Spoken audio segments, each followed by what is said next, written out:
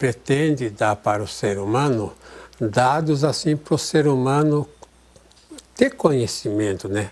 Para o ser humano colocar dentro do seu intelecto. Então, o que que acontece? O ser humano, quando entra numa escola, desde o curso primário e até o último ano da universidade, ele baseia toda a formação dele nos conhecimentos intelectuais, que praticamente é uma memorização.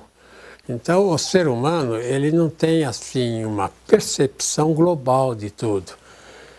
E o que acontece é isso, que depois que o indivíduo sai de uma universidade, até a gente comentava isso muito na PUC, onde eu dei aula durante 13 anos à noite, na Pontifícia Universidade Católica, e o que nós comentávamos era isso, é que o indivíduo, na universidade, ele vai aprender a estudar, e depois que ele sai da universidade é que ele vai aprender a lidar mesmo com aquela ciência que ele estudou, com aqueles conhecimentos que ele teve. Então, eu quero mostrar um esquema que elucida mais ou menos isso. Vejam aqui, aí, graus de intelectualização, né? O indivíduo que estuda, ele aprende só a memorizar os elementos. Aí, pois aqui, campo da memorização. Tem um primeiro grau, né? Que é o conhecimento simples. O segundo grau, conhecimento geral. E o terceiro grau, que é a especialização.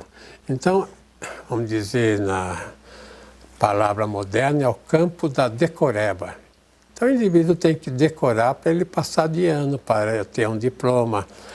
Então, o indivíduo, por exemplo, na Universidade de Medicina, e eu fiz um teste há muitos anos atrás para ver, dentre os alunos que faziam medicina, na PUC, né, lá em Pinheiros, quais que realmente iriam continuar o trabalho depois de formados médicos. Então, eu verifiquei que apenas 70% é que poderia, depois de formados, continuar na carreira médica e então entender mesmo de doença e saber lidar com clientes e se especializar e se tornar um indivíduo hábil nesse campo. E 30% das pessoas que estavam lá, e depois nós verificamos, de fato, depois de formados, eles não se dedicavam à carreira. E quase a mesma coisa aconteceu entre os advogados, né? Os estudantes de direito e os estudantes até de engenharia. Então havia uma variação de 40% a 20% de indivíduos, depois que recebiam o diploma, desistiam da carreira. Então eu quero mostrar para vocês que o motivo é justamente a falta de percepção, de consciência do que o indivíduo estuda. Porque uma coisa é o indivíduo entender, outra coisa é ele sentir, compreende? A questão da consciência não é como a questão do entendimento, do conhecimento intelectual. Conhecer é algo puramente de memória, é algo de alcançar um elemento e conhecer praticamente pela memorização. E conscientizar não é só conhecer aquele elemento, como sentir. Então, o indivíduo, para ser um bom profissional, ele tem que sentir, ele tem que colocar dentro dele aquele interesse, aquele gosto, então, por aquele elemento. Então, aqui, o outro elemento que eu coloquei, a questão da conscientização, o que que é? Aí, vários graus de conscientização o ser humano tem. E conscientização é a união do sentimento, né, com o intelecto. Então, na conscientização, existem os conhecimentos chamados cósmicos, conhecimentos universais. Então, na conscientização, o indivíduo não apenas ele sabe, mas ele percebe o que ele sabe. Então, veja aqui, tem o primeiro, segundo e terceiro grau.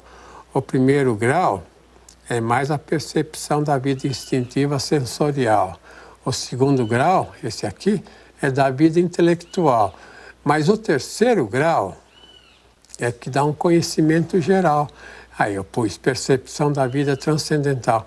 Então, se o indivíduo não chegou aqui no terceiro grau, ele não vai entender nem a vida intelectual do segundo e nem a vida instintiva sensorial do primeiro grau.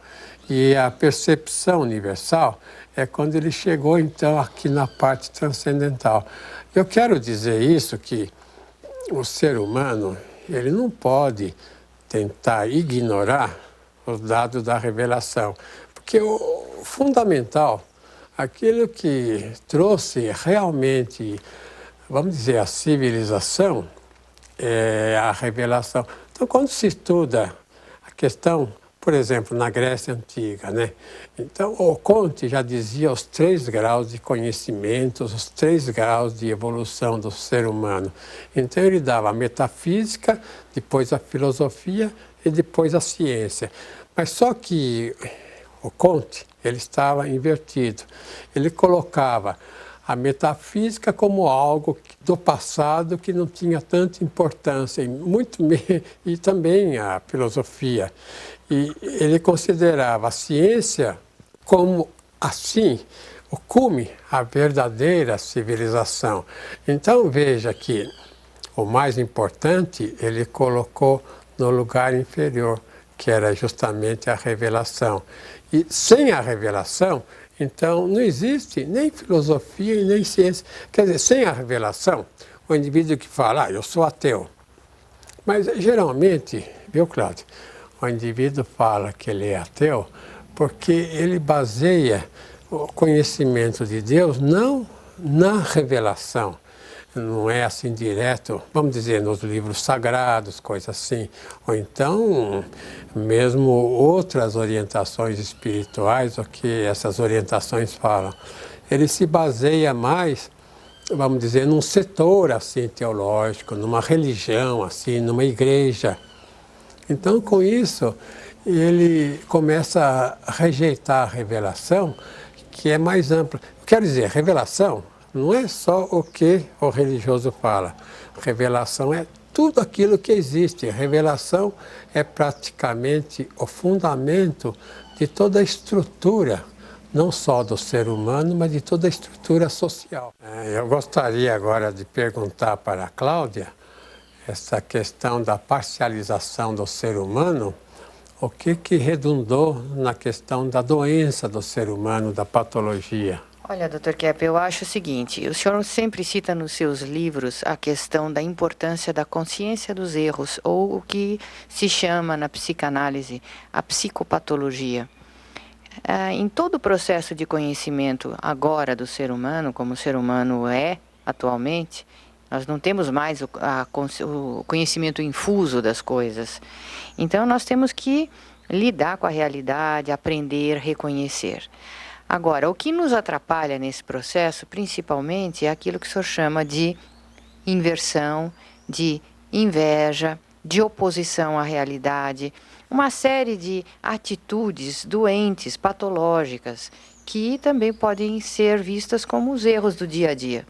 Se nós temos uma conduta de muita censura à consciência, temos assim uma atitude muito perfeccionista no sentido de termos uma imagem muito grande de perfeição, uma megalomania, ou até uma arrogância, poder-se dizer, na visão dos nossos problemas, dos nossos limites, então nós não vamos conseguir atingir esse terceiro grau de conhecimento. Já paramos na vida instintiva. Não vamos nem no nível quase do conhecimento intelectual.